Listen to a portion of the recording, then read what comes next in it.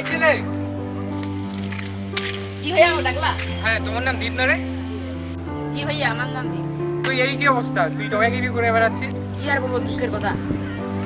আচ্ছা চল, আস্তে আস্তে কথা বলি।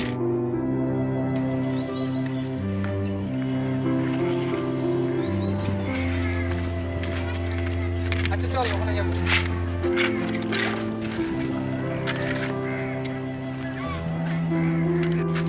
আচ্ছা, তোর কি হয়েছে বলতো? কি আর বলবো, তুমি তো জানি বাবা 2 বছর আগে মারা গেছে। মা অসুস্থ হয়ে বিছানায় পড়ে আছে। আচ্ছা, তাইলে তোর পড়ালেখার কি খবর? টাকার জন্য বইয়ে কিনতে পারি না আর পড়ালেখা। আচ্ছা, তুই এবার সমাপনী পরীক্ষা দিলি না? কি ভাইয়া? তোর রেজাল্ট কি ছিল? A+। আচ্ছা, তুই বই কিনছিস? মা কিন্তু ওষুধও কিনতে পারি না আর বই। আচ্ছা, তাহলে তুই বই কিনিসনি না? আচ্ছা ঠিক আছে, তুই যা, দেখি তোর জন্য কিছু করতে পারি কিনা। ঠিক আছে।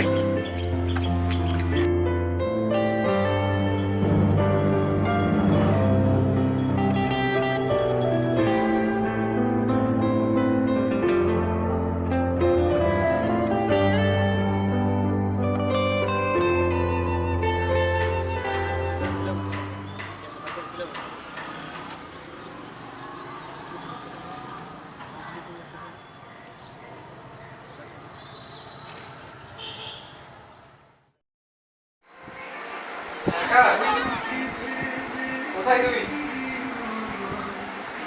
আচ্ছা, আজকে বিকাল 4টার দিকে দেখা করতে পারবি? হ্যাঁ হ্যাঁ হ্যাঁ। আচ্ছা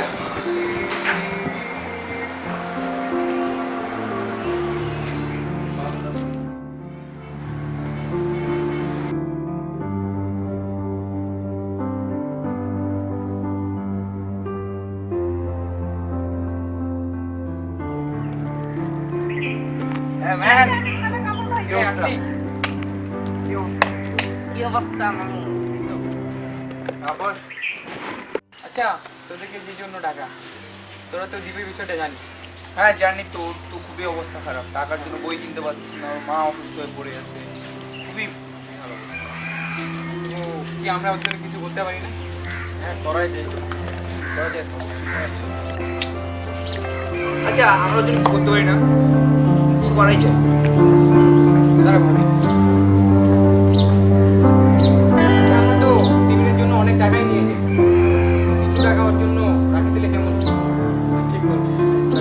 টাকা যায়। আচ্ছা শোন, কালকে থেকে তাহলে টিফিনের টাকাটা নিয়ে আসি। আচ্ছা ঠিক আছে, করা যাবে। এখন উঠি, চল।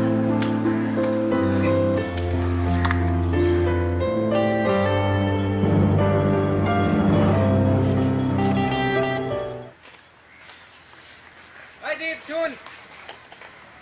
জি ভাইয়া, ডাকলা আমাকে? হ্যাঁ, এদিকে।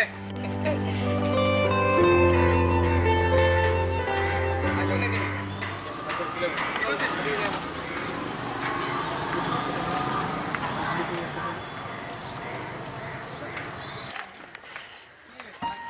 দীপ, তোর জন্য একটা সুখবর আছে, এটা?